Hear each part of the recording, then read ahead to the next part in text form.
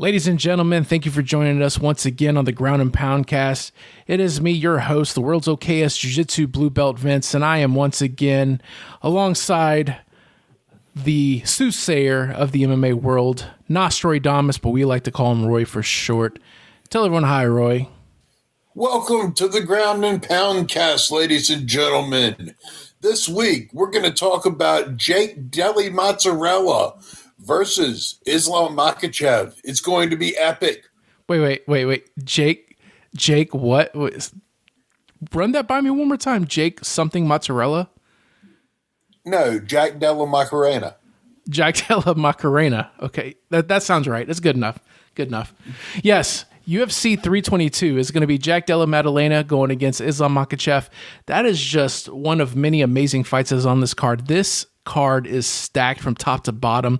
I am looking at the prelims right here, and some of these prelim fights are main event or main card worthy. That's how great this card is. But we're going to start from the main event, talking about this title fight. We're going to work our way down. We're going to give you our opinions on all these fights. We're going to give you our predictions, how we think the fights may go, and kind of give you an idea of how the fights might play out if you want to possibly make any bets on that. Speaking of bets, there's been a lot of controversy in the MMA world when it comes to betting. Ain't that right, Roy? Absolutely. And there is one thing that I know nothing about in the world of sports, and that is betting. If only we knew somebody who had insight into the world of the money exchanging hands. Yeah, if we had another member of this podcast that maybe does a little bit of betting on the fights, that would be really awesome for him to be available to give us some insight. But alas, we don't have anyone that could fill that role. So I guess we'll just have to save that for another episode. Hey, I have an idea. How about later this week, we're going to make sure Rick is available, and we're going to sit and we're going to discuss all of this. So for those of you that don't know, we're not going to get very deep into it. The focus of this episode is UFC 322. But in case you've been living under a rock, there's been some crazy fight fixing, shady betting, crazy allegations involving some officials and some fighters. A lot of crazy stuff going on. A lot of MMA content creators, YouTube channels, and all kinds of people have been talking about this. It's been making waves. It's the biggest story in MMA currently. But we're going to save that for another episode. We're going to all sit down, myself, Rick, Roy, and we're going to really break things down. We'll deep dive into that later, but that's going to be another episode. Stay tuned for that. Tonight's focus is UFC 322. I really wish Rick the Rambler was with us for this one, because Jack Delta Mike and Lima is going to get whooped. Did you say Rick the Rambler or Rick the Gambler? Rambler. I think. Anyway, all right. So we're gonna go on. So we have, like Ramblin' Man, like Gambling lives Man? out of rambling. Gambling. We're gonna. Heard Rambling Man? Of course, I've heard Rambling Man, but I have to make some gambling puns. I just have to. Okay, fair enough. All right. So we have Jack Della Maddalena. That name's probably gonna get butchered and twisted and very comical ways tonight, and can't wait. I just can't wait to hear the ways that name's going to get mispronounced as we go along. He is defending his title against the former lightweight champion, Islam Makhachev. These two are going to be squaring off for the welterweight title. Roy, how do you think this fight's going to play out? Have you seen Islam lately? Of course I have. I've watched all of his fights, and I'll look at his training too. He looks huge. The man's a monster. It's like he didn't take steroids. He got his genes spliced with that of a gorilla. He's massive. I think that Jack Dingo Ate My Mama is going to have his hands full.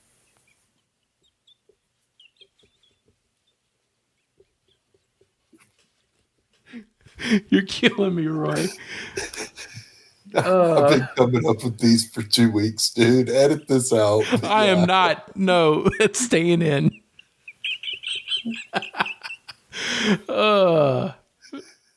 So anyway,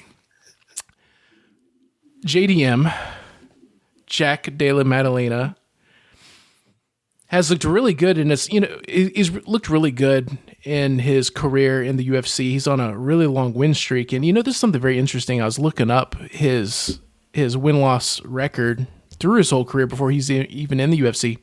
He was never at any point in his career undefeated. He lost his first 2 matches early back in 2016. He started off 0-2 and hasn't lost since. That's impressive. In those first matches, a lot can happen to you. The nerves can get to you. You're not used to being under the spotlight or in front of a big crowd. It's normal for a fighter to lose one of their first professional matches. But the ones that come back from that and can rise all the way to the championship, those are special fighters. Yeah. It's a 18-fight win streak. It's just so impressive that he's able to be that consistent for that long across several organizations here and beat the best people that they could find to put against him. But I don't think anyone that they put against him thus far is as good as Islam Makhachev. No, Jack Dangle Mushy Lemon is going to have his hands full this week. Do you just have like a list that you're going off of? Awesome. Yes. Awesome. That last one broke me. I'm not going to lie. I was not expecting that. Good job. So, who do you think is going to win this fight and why? I can't see any way that Islam doesn't go ahead and beat down Jack Delta Manalama. All right. It's going to be absolutely brutal. Islam looks so big and so strong compared to where he was before. Moving up this weight class is going to be a lot more natural for him. If he can have added this much size without sacrificing speed, then Jack the Mango Slinger is going to have his hands full completely. Right. So this is a really interesting fight because when I look at least their last handful of fights in the UFC, their title reign, or at least their top 10, top 5 reign. When I look at both these guys, I honestly think this is their biggest challenge for both of them. I don't think that Islam has faced anyone as good as Jack thus far. I don't think Jack has faced anyone as good as Islam thus far. But when I look at things like how impressively they win, like how well they dominate the fights, and how stiff the competition has been, when I break it down in that sense, I think Islam has been just a bit more impressive. So I do think Islam's going to win. I think it's going to be by decision. That's my prediction. And I don't have the methods of how he thinks they're all going to win, but I also have Rick's picks. And Rick also has Islam. So all 3 of us have Islam beating, what's this guy's name again? Jack Deli Microwave. Awesome. So Jack's DeLorean Mama Llama is going to have a hard time holding on to his belt with this. I respect the guy. I think that he's a warrior.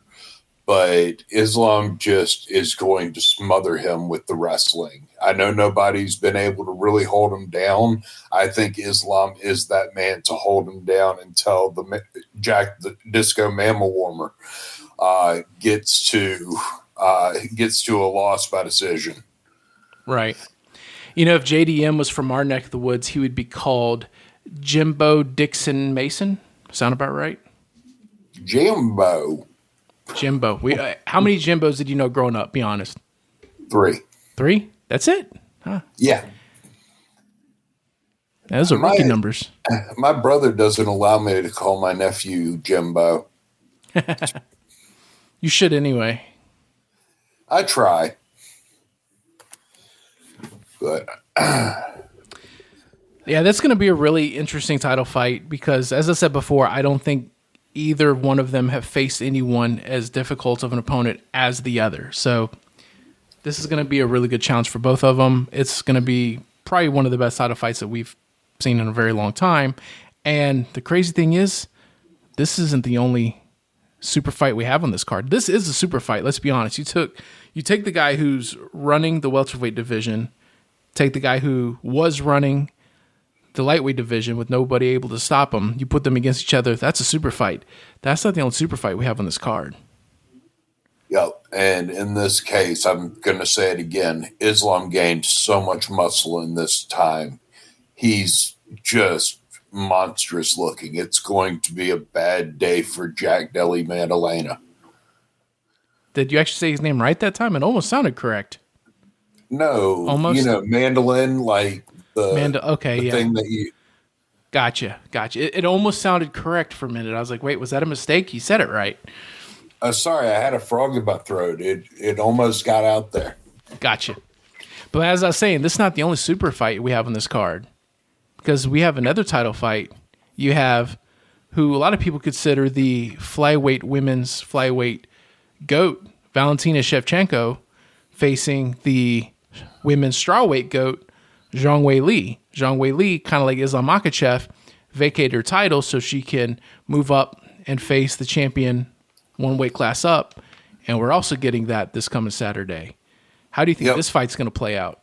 I'm calling Shevchenko by knockout. Really? Yep. That's a bold prediction. So Rick and I both have Zhang Weili winning this one, and I'll tell you why. When I look at the last handful of fights that both of them have had, you look at their title run time over the last, few years or so, and Zhang Weili's look a lot more impressive. Overall, she's been a lot more consistent. She's shown to have a really high fight IQ. She's shown to be very well-rounded. And while Valentina Shevchenko is pretty well-rounded herself, actually very well-rounded, I should say, I do think she is starting to come down from the peak of her career. I think she's not like way past her prime, but she is on the beginning of the downward slope of it. I mean, she went 1-1-1 with Alexa Grasso. One win. It was one loss, then a draw, and then a win. So it took her 3 tries to beat Grasso, whereas Zhang Weili has just dominated everybody that put across from her. I think overall she's just been a lot more consistent. And whenever you look at these two squaring off with each other, the size difference is really not that much. Zhang Weili was fighting 10 pounds lighter because she has a bit narrower of a frame, but when it comes to like reach and height and everything, they're a lot closer than some people might think. So I don't think there's going to be a big size advantage here. I think it comes down to consistency, overall skills, and just having a better fight IQ. And when I look at all of those, I give Zhang Weili the edge in all of those categories. So that's why I have Zhang. I don't know what Rick's reasons for picking Zhang are, but he also had Zhang Weili winning this one. Zhang Weili, I'm not going to lie, she's an absolute beast. She is the future of women's MMA, and she's going to have a long and illustrious career. But Shevchenko is a scrapper. Oh, absolutely. She and Weili are going to go deep into this, and I think that Shevchenko's natural size advantage is going to play a big role between these two. Right. I still don't think the size advantage is that much. She might be a little bit more muscular. I don't think it's that much. I guess we'll see whenever they square off. We could kind of look at their body type differences, but I know like when it comes to height and reach, they're somewhat close. I don't have the numbers pulled up right in front of me, but I've seen them do a square off before, and they look around the same height. But this is a fight, actually, people that aren't even interested in women's MMA are actually looking forward to. This is a super fight, let's be honest. This should be a really exciting fight. Yeah. Yeah, this should be not just for a women's match, overall as an MMA match exciting. Oh, absolutely. I'm really looking forward to this fight. I mean, I'm looking forward to a ton of fights on this card, but that one in particular. This is the most stacked card of the year. This is the most stacked card I've seen in a very, very long time. And when Bo Nickel is on the prelim card, you know that the main card's going to be fire. Right. It's kind of funny. His fight actually was on the main card, and there's another fight that's currently on the main card that's on the prelims. They end up swapping those two. We'll get to that one. It's actually the first fight on the main card, but we'll talk about that one whenever it happens. So we'll get to that one in a bit. But yeah, Bo Nickel was on the main card. They bumped him down. I think a lot of people are saying that the other fight should have been, like I said, we'll cover that in a little bit. But yeah, still, you look at Bo Nickel being on the prelims. You look at Kopylov and Robocop being on the prelims. Blanchfield and Cortez. These are all main card worthy fights, and that's our prelims. That's crazy. This is such a stacked card. So Any other thoughts you have on this co-main? I think it's going to be fireworks. I think it's going to be a punch out. I don't see these girls going to the ground. I see them punching it out the whole way. I don't know. It's going to be a bloody mess, but I think that this one's going to get finished. It's going to get finished in the third. Well, I could see this going to the ground because Shevchenko does like to wrestle. She also is apparently a black belt in judo. Zhang Wei Li doesn't seem to prefer a ground game, but when she goes there, she seems very comfortable. This might be one of those fights that I like to call a true MMA fight, and that is we get to see some stand-up, we get to see some grappling, we get to see it a little bit of everywhere. So it could go a little bit of everywhere. I don't see this being, it could go to decision in my opinion. I don't see a fast finish if there is a finish. I hope to see it go at least 3 rounds so we could really see, them push each other to the limit and go into deep waters. I think this could be absolute fireworks. I think this has a potential of being one of the most exciting women's fights ever. One of. Man, you gotta be all sexist and classify it as a women's fight. It could be one of the most exciting fights ever. There's a lot of stiff competition out there to reach that category. So you're saying if we set the bar just a little bit lower, it's more likely not to disappoint us? So the next fight on this card is Sean Brady versus Michael Morales. Rick and I actually talked about our predictions for this card. This is the only fight we disagree on. Before I go to our picks, I'm just going to go right to your picks. This fight, to be honest with you, I was kind of splitting hairs on who I thought might win this one. I was looking at their record, I was looking at who they fought, and I was looking at some highlight reels between the two. And this one, I think, could be a razor-thin fight. I went with my decision, or at least my prediction. Rick has his prediction. What's yours? Man, how do you even make a prediction in this? Right. Brady, 18-1, with his only loss being to Bilal. Right. And then Morales, what is undefeated? He? Undefeated. I know he's undefeated. How many fights? 18. So 18 fights, undefeated, 13 by knockout. Bruh, that's a scary man. Yes, this is going to be an exciting fight. There is no getting around it. I have no idea. If gun to my head, if I had to choose, I think I'm going Brady. All right, so I'm the odd man out here. I have Morales. Again, this is one where I was really just trying to find the smallest reason to give one of them the edge, and it is still super, super close. And if I'm wrong on this one, if I'm wrong on just about any of these fights, I'm not going to be surprised. But this is definitely one that is a hair splitter. I went with Morales because he has a bit of a higher finish rate. I'm not even going to harp too much on Sean Brady having one loss, but he did lose by KO, or is it TKO, to Bilal Muhammad, which is interesting because Muhammad's not known for being a big finisher. And I think if Morales is undefeated with 13 KOs out of 18 wins, if Bilal could knock you out, I think Michael Morales could knock you out. So also want to look at some of Sean Brady's other wins. He had, let me see, I think he had like some recent split decisions. Okay, no, I'm actually mistaken on that. He has a mix of decisions, a mix of submissions, 1 KO win. No, I'm sorry, correction, 3 KO wins. I just think that Morales has a higher finish rate, and if Bilal can knock you out, Morales can knock you out. So that was kind of the determining factor where I picked Morales to win this one. But again, Brady's record is still nothing to scoff at. So yeah, they pretty much have the same record. Brady has one extra fight, and it happens to be a loss to one of the best to ever do it. So it's about all I have to say on this one. I know Rick is a big Sean Brady fan. I think he follows him a bit more closely than I have, so he could probably break down stylistically more on this guy. But he is unavailable tonight, but that's all right. We'll get him later so we can talk about, gambling stuff. Don't bet on this fight or any fight because that could get you in trouble. But this is definitely this whole card is just really hard to if you want to make bets on this one, I wouldn't do like some big long parlay pick because these are just so hard. Almost every one of these fights are a coin flip, and this is one of them. I mean, let's be honest. Even the 2 title fights we just talked about, like we have our reasons for saying this one or that one could win, but I don't know about you, Roy. I'm still not super confident in my picks in either of those. No, I have no clue on most of these who's actually going to win. It's slight edges. It's just slight edges for all of them. It really comes down to your preference. We're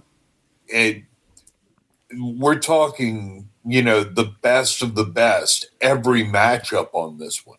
Right. Yeah, like when I looked at these fights, I tried to not let who I like more cloud my judgment. And there's been a few where I had to like really separate myself, and it kind of changed who I wanted or who I thought was going to win certain fights. You have to do that if you want to give true predictions, because there's been a few times I've said this before. I've never gone 5-0 on a main card ever. There's been a couple of times, at least 2 that I could think of, that I would have if I would have voted with my brain instead of my heart. Because I was like, I just want to see this guy beat Ilia Topuria. Ilia Topuria going into the main event. I was 4-0 in my predictions. I bet against Ilia and lost. So that's what happens when you vote with your heart instead of your brain. And this card, I made sure I separated myself from who I really want to win and who I think really will win. And I really broke down numbers and everything. And even doing that, a lot of these are just so razor thin close. So my biggest fear is making predictions on a card and missing all of them, and y'all calling me Nostroy dumbass from now on. Rick actually said a while back, it was one of the first cards we covered when this podcast started. He actually went 0-5. I've never gone 0-5. I've gone 1-4. I've gone 4-1. Most of the time I go 3-2 or 2-3. It's pretty dead even if you look at all my predictions. This is long before I was even doing a podcast. So I've been doing predictions for many, many years. Just no money. I've never bet on a fight ever in my life. It's just for fun. Just who I think is going to win. These are my predictions, and I'm in the ballpark of probably 50%. Sometimes I think 3-2, maybe a little bit more, maybe like 60% is probably my average. So we'll see how I do on this one. So anyway, that's Sean Brady and Michael Morales. This next fight, I know Rick is really excited for this one. He is a big Leon Edwards fan, and he is fighting probably the Carlos Pirates. Prates, if you want to say it the anglicized way. Carlos Prates, probably the only guy that still looks really impressive from the Fighting Nerds. I still think the Fighting Nerds have a lot of promise, but this is the one that I think still has the most momentum behind his name. Carlos Prates going against Leon Edwards. This is going to be a slugfest. I say a slugfest. It's going to be a striking clinic. That's a better way to word this one. These 2 guys are not going to go to the ground. I just don't see that happening. These 2 are 2 of the best stand-up strikers in the welterweight division, if not the UFC as a whole. And I just think this one has to be a knockout finish. Yes, I agree wholeheartedly. This is going to be a banger. Who's going to get the knockout? Who do you think's going to get the knockout? Prates. Carlos Prates? Yes. So all 3 of us in agreement, we all have Carlos Prates. I think. Oh, that means Edwards is going to win it. That would be really weird because I'm looking at this whole card, or at least the 5 main event fights, and 4 of them, I'm like 55-45% confident. This is the one that I'm a little bit more confident in getting correctly is Carlos Prates. Wouldn't it be wild if this is the one that we get wrong and then we get all the rest right? That'd be wild. Well, we don't agree on all the rest so far, but if one of us did get all the rest and this was the one we all got wrong, it would be, yeah. Yeah. It would be weird, though. Leon Edwards, you can't count him out. I mean, he got that beautiful head kick against Usman. He finds a way to win in situations where time and time again, I think he's gotten no opportunity. Well, he did get the head kick KO against Usman, but he was losing the fight leading up to that. He had a majority decision win against Usman after that. So it was a really close fight. He beat Colby Covington, which is not impressive because Colby Covington is garbage and doesn't deserve to be ranked, and he still is, and I don't know why. And then he's lost his 2 fights after that. Once by decision against Bilal Muhammad, and then he got choked out by Sean Brady. And then he got Carlos Prates, who's just given us highlight reel knockout time after time after time. The only losses he's had in the UFC was against Ian Gary, and it was a very close, well, I say very close. He was down 4 rounds, but he still made it very competitive in that last round, almost wins by KO in that 5th round. I mentioned that before in this podcast. So he could have pulled off the win in that fight and just barely didn't pull it off. He has 1, 2, 3, 4, 5 performance nights in a row, if not counting the Ian Gary loss. Prates is a monster. And when I just look at his performances lately, his last handful of fights, and I look at Leon Edwards' fights lately, I'm more impressed by Prates' performances. So of all the fights in the main card, probably all the fights on the whole card period, this is one I'm most confident in. Again, I'm not super confident in it, but I'm like 65% confident that Carlos Prates is going to win this one. Yeah, I'm right there with you. Prates seems to have the advantage in this one. But again, Edwards, you can't count him out. He'll find a way sometimes. You're right. You're absolutely right. And I really am not counting him out. Leon Edwards really is a dangerous striker. And if Prates or any striker gets careless just for a minute, ask Usman. All it takes is one head kick. Was it a headshot? You're dead. Yep. Right. So don't underestimate Edwards. If Prates fights smart and he just learns how to keep the right range, learns how to stay like right in that perfect, like pocket position to land and not get hit yourself, create the right angles. And that's one thing I really like about Prates. When you really watch the way he fights, he's really good at finding the correct angles. A lot of striking comes to making sure that you put yourself right at the angle where they're going to swing and whiff and you're going to swing and hit. And I think Prates is really good at setting up those angles. But then again, so is Edwards. So this one has the potential to be fight of the night just because of the stylistic matchup. Because you look at all the other fights we talked about so far, it could be grappling heavy, maybe minus the Shevchenko-Weili fight. But again, Shevchenko has been known to grapple as well. But these two, it's guaranteed they're going to stand and bang. So if I wanted to make an early prediction on fight of the night, it would probably be this one, if not the next one that we're going to talk about. But I'm leaning towards this one possibly being fight of the night. If it ends up being a fight on the main card, that is. Because there's a few in the prelims that, like Kopylov versus RoboCop, but we'll talk about that one in a minute. Cool. So you ready to talk about the next American champion versus a Frenchman?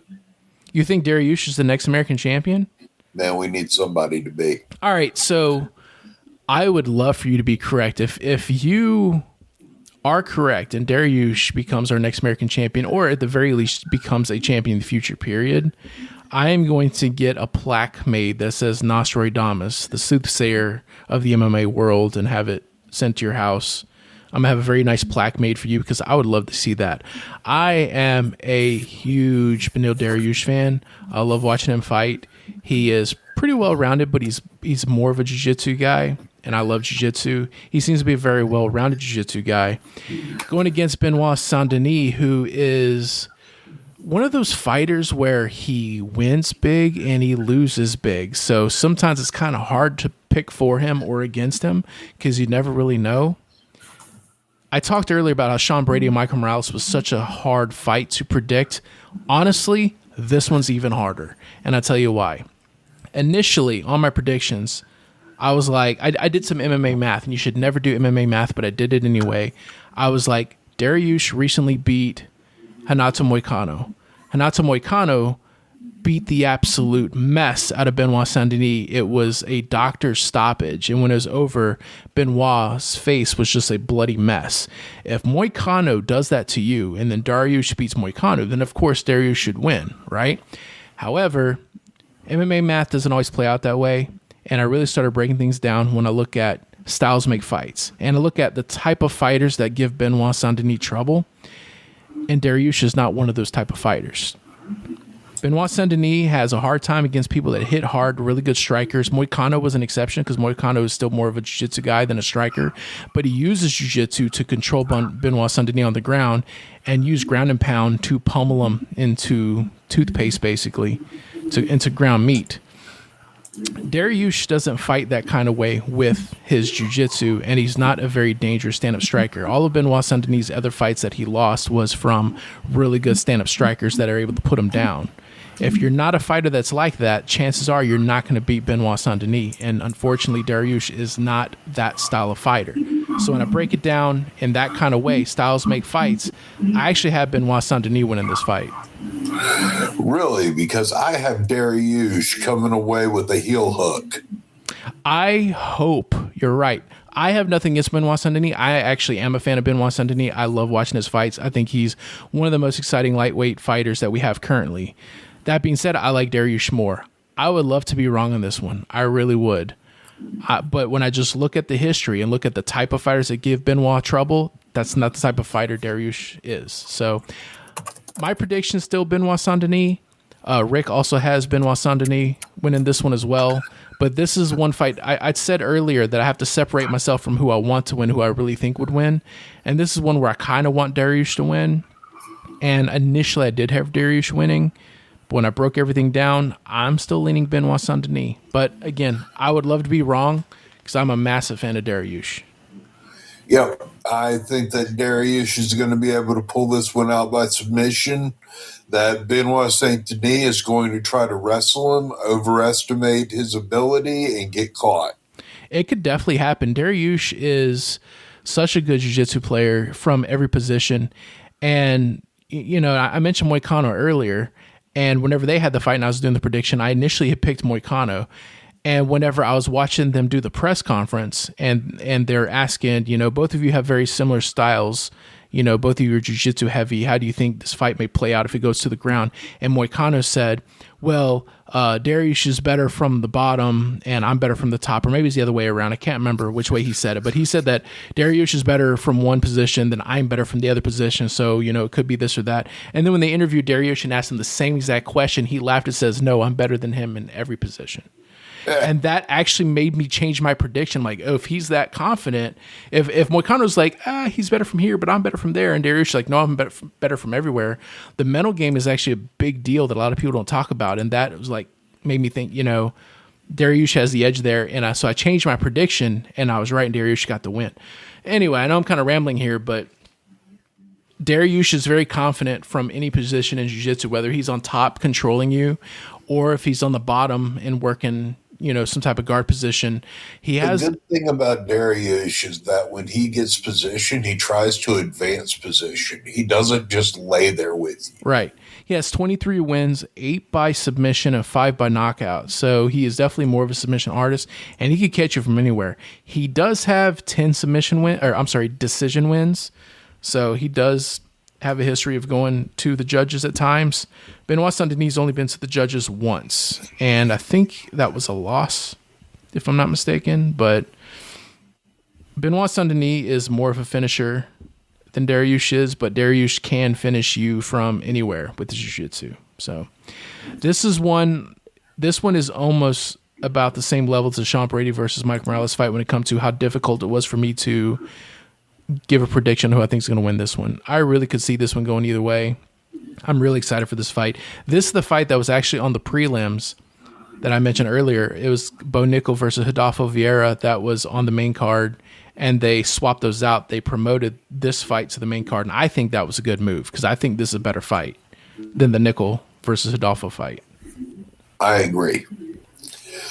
I'm over Bo Nickel.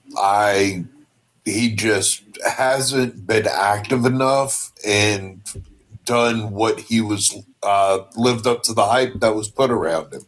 There was way too much hype put around him. And actually, this is a good segue to the next fight. I think we're done talking about Dariush and Benoit. I am super excited for this fight, for the record. I've said this before in our little chat between you, me, and Rick, if you want to go back and look to confirm this. When it comes to fights that are not title fights, when it comes to just like, you know, non-title fights, just fun fights, Beneil Dariush versus Benoit Saint-Denis is the fight I'm most excited for of any fight on the horizon, not counting title fights. I am really excited for this fight. But moving on, you mentioned Bo Nickel. You're sick of all the hype around him. I think Bo Nickel has been the most overhyped fighter. He is good. Don't get me wrong. He is good at what he does. But when it comes to how much hype they put behind this man's name and the expectations they put on us with this dude's wrestling, saying that he's just going to, take over the MMA world, this dude's just unstoppable. He came into the UFC. What was his record when he joined? Because he's only had like 6 or 7 fights total. I'm sorry, 8 fights total. 7. Yeah, he's had 8 fights total. He's 7-1. He came into the UFC. He joined Dana White's Contender Series 1-0, and then on the Contender Series he won 2 matches. So he was 3-0 whenever he was put into like the actual UFC rotation, and then he got a whopping 4 wins in a row, and people were just acting like this dude's completely unstoppable on a 4-fight win streak in the UFC, 6 if you count Dana White's Contender Series, which some people do, some people don't. And I'm like, okay, he's good at what he does, but pump the brakes a little bit. We've seen better runs before than this. Yep, and then he ran into a brick wall called RDR. Yep, and that was an ugly performance. And actually, even if you dial it back just a little bit, the fight before he fought RDR, he fought Paul Craig. Paul Craig is a really good jiu-jitsu guy, and Bo Nickel being a really good wrestler, it's almost like they were afraid of each other's grappling, so it turned into a kickboxing match. For the record, neither are very good strikers. That was a very lackluster fight. So I think that's where a lot of his hype really started to die down. Then he got TKO'd by RDR. So now he doesn't have nearly as much hype, and I think that's the reason why his fight got demoted from main card to prelims, and he's fighting Rodolfo Vieira. I might be messing up that last name. It's probably like Vieira or something, because this is a Brazilian guy, if I'm not mistaken. Yes, so I'm just going to say Vieira. I know it's Rodolfo, though. Rodolfo. How do you think this fight's going to go? I think that it's going to go to Rodolfo. I don't know if it's just my lackluster view on Bo Nickel, but Rodolfo hasn't lost since 2022. The guy's on a nice little streak. I think he's going to keep it going and try to climb up through the ranks. Before I get too far into this fight, I want to say that usually when we do these predictions, we just cover the main card, but this card is so stacked. I was looking at some of these prelims. I don't think we need to talk about every one of these prelim fights, but some of these fights are just way too interesting to just not mention at all. This being Absolutely. One of them. I actually think Bo Nickel's going to win this one. I'm not completely sold on this guy. I do think he has a lot of skills with his wrestling. I think he's a bit of a one-trick pony. But as I said before, with the Dariush versus Benoit fight, sometimes it comes to styles make fights. And Rodolfo, I think, is just not a good stylistic opponent. Or I guess it's a good stylistic opponent for Bo Nickel, in that it favors Bo Nickel is what I'm getting at. So unless it turns into kind of like the Paul Craig fight where they just fear each other's grappling and stay standing, then who knows? Because I don't think either one of them have great striking. But Bo Nickel is really good. If it goes to the ground, even if you're a really good jiu-jitsu player, he knows how to control you and not put himself in danger. And Rodolfo is the kind of guy that loves to play bottom positions in jiu-jitsu. He's a really accomplished jiu-jitsu player. But going against a wrestler with a style like Bo Nickel, I think he might try to take it to the ground and just get smothered by Bo Nickel. I could be wrong. Who knows? Maybe Rodolfo pulls off a submission. He has a really high submission rate. And not only does he have a high submission rate in MMA, he has 11 wins with 9 of them by submission. But if you actually look at his jiu-jitsu competition record, I don't have time to tell you the record that he has in jiu-jitsu competition when it comes to championships. Just go to the dude's Wikipedia page and just look at all of the yellow circles with the G in it, which means gold. And it's just like this long list of high-level competitions he's gone into, walking away with tons of gold medals. This dude is dangerous when it comes to jiu-jitsu. That being said, Bo Nickel does very well against jiu-jitsu people historically because of just the style he has of just smothering people and not letting you pull off your submission. So I'm going Bo Nickel. but you never know. I would love to see Adolfo pull it off because, you know me, I'm biased when it comes to jiu-jitsu, but that's my prediction. Yep, I got Hidalgo. I think that this is going to come down to a submission.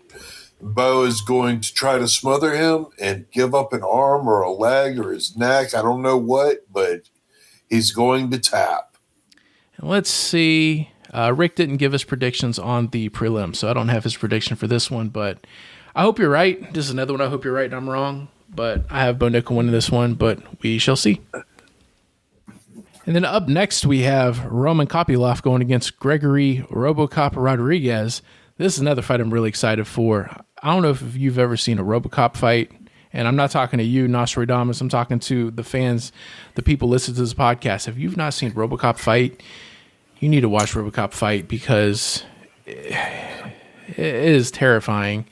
This is like if you're the kind of guy who likes to just see a stand-up bang, just mean, brutal brawler that puts people down, sends them to the shadow realm, not with just the nastiest knockouts, you need to watch Robocop fight. And he's on the prelims of 322, going against Roman Kopylov, who also has a very impressive record, another K artist in his own right. I guarantee you, more than any other fight on this entire card, I guarantee you this one does not go to the judges. Yeah, you know, I deeply believe in backing the blue, but I'm down for some cop on RoboCop violence.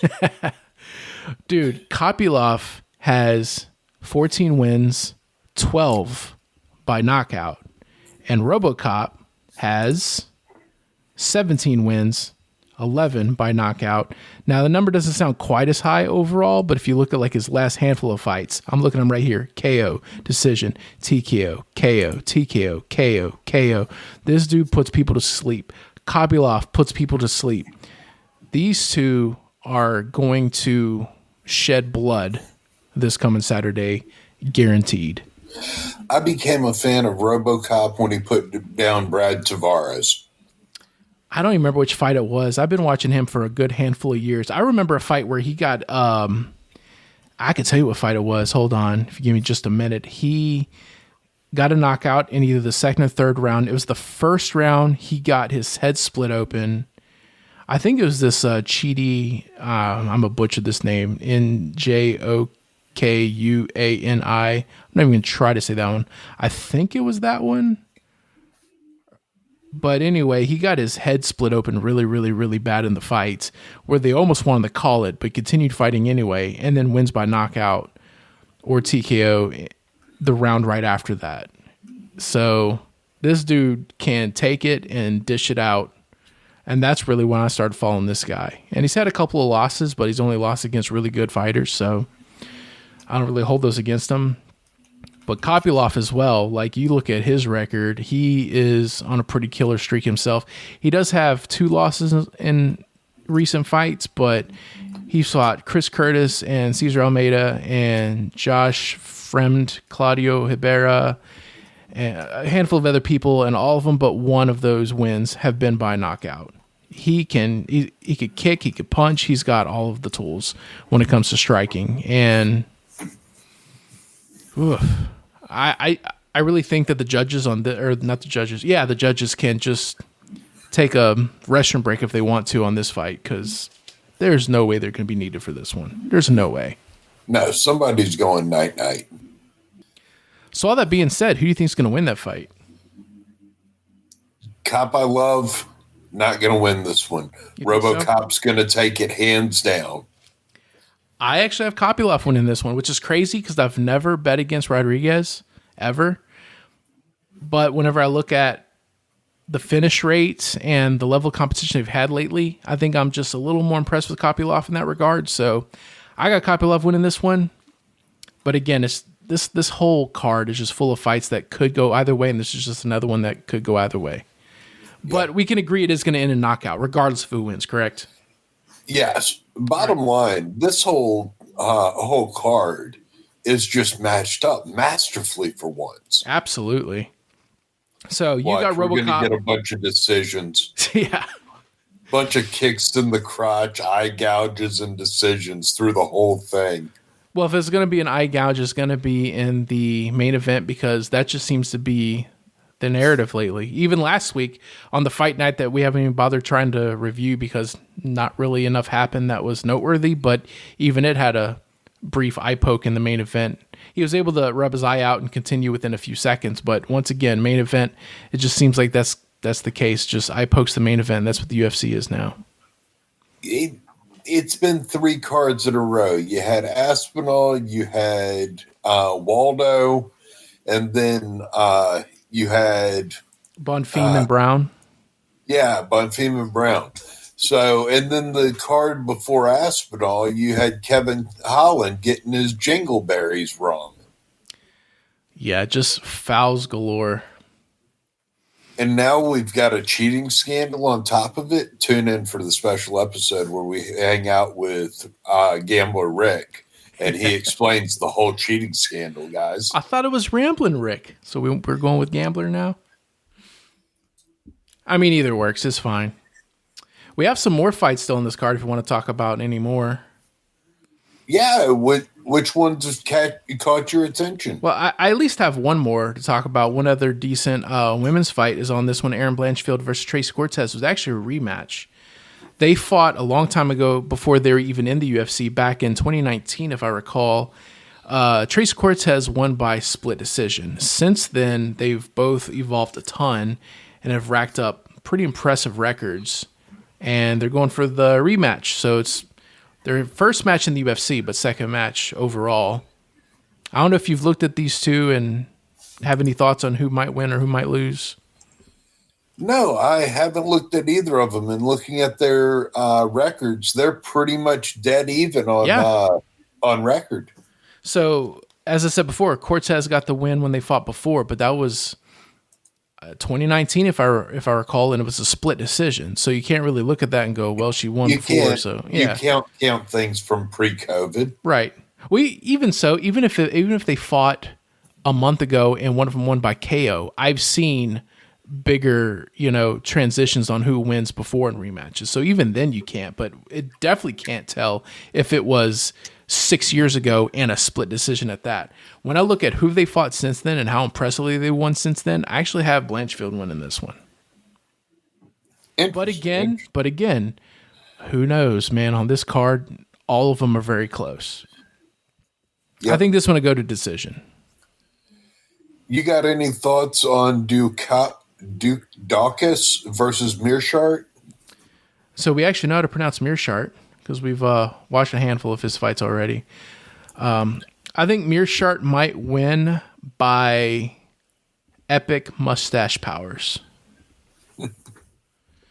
I don't really know on this one. I haven't really looked into their records, at least lately. I know Mearshart's been fighting a super long time. He hasn't been fighting in the UFC like super, super long. Like 9 years is a pretty decent amount of time, but on like his overall career, long before even the guy has 57 total fights. Right. And he's been fighting since 2007, but he didn't join the UFC until 2016. He kind of has a back and forth. Since joining the UFC, he wins some, he loses some. He's, journeyman level. But when he wins, he usually wins pretty big. He's a really fun fighter to watch. And then his opponent here, Kyle Dawkins is, let's see, 16-4, 2 knockouts, 11 submissions. Okay, got my attention. He's jiu-jitsu black belt and a purple belt in Muay Thai. I don't know if Muay Thai did belts that way, but let's go with Dawkins. I'm just throwing this one out here on the fly here. Oh, yeah, I did see this guy fight when he beat Michelle Pajeda a while back in August. I remember watching that fight.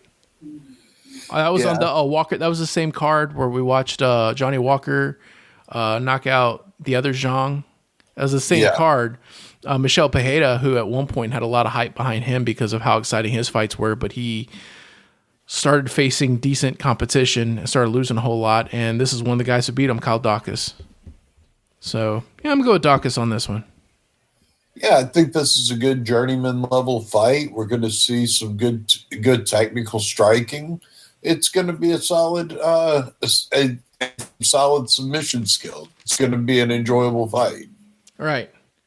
And yeah. So are we going to be making any big money bets? Any like first round submissions on any underdogs or anything like that? Any kind of crazy betting we're going to do? No, I'm sorry. We're not those type of people, are we? No, but I am willing to bet you that Jack Deli Macadamia goes down in the first. You guarantee it in the first. Not finish, that he goes down. He goes down. We need to consult Gambling Rick on that one. See what the betting odds are on it. All right. Next time, we'll be back with Rick the Rebel. Rick the Rebel. That's a new one. And that's when we're going to be talking about all this betting controversy, huh? Yes. I have so much to learn. I don't even understand why things are negative and positive. I just know that negative is better. So I understand how it works. He could probably explain it in a better way. Well, let's let him explain it when it comes time for the pod. We don't want to give any spoilers. Right. Now we'll say real quick, when it comes to this betting controversy thing, every single day that I hop on YouTube or any other social media where there are content creators that are covering this topic, there's always more information coming out on it. So it doesn't matter what we cover today, it will be outdated tomorrow. There's way too many things that are breaking out when it comes to this. It could turn into, we could do a 2-hour long episode every single day for the next 2 weeks and not cover everything that's going on in that topic. So when we do this episode where we talk about the possible fixed fights and betting controversy and stuff like that in the UFC and MMA in general, actually, it's not just UFC. It's been highlighted on the UFC. Instead of focusing on all the gritty details that all the other content creators have already done, we're going to focus on kind of give an overall view of what happened and what we think it might mean for the future, what changes we expect to see, what changes we would like to see, and just our overall opinions on it. We want to focus more on the future and what this means for the sport that we love so much. So we're going to wait for Gambling Rick to talk more about that one because he's the, I guess you could say, the expert, at least between us three, when it comes to that realm. But that's going to be a very interesting episode. So stay tuned for that one. Yep. So anything else you want to say about UFC 322, Islam Makhachev versus, what's his name again? Jack Donald and Melania. Yes. Oh my God. De La Melatonin. Got any more? Deli Marmalade. All right, that's enough, man. You're gonna break me. I can't handle anymore.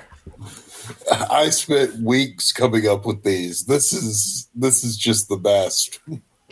Well, save some because we're gonna follow up next week when we review UFC 322, when we talk about all the fights, including Islam Makhachev versus Joe De La Mademoiselle. Jeez. Come up with some more because next week we'll be repeating this name a lot. So yeah, I don't need to sit around and forget to come up with names for Jiggly Della Manatee. All right. Thank you all for tuning in to the Ground and Pound cast. Tune in later this week, sometime in the middle of the week, where we talk about the betting controversy and possible fixed fights. And also make sure to join us next week at our usual time where we review UFC 322. See you then.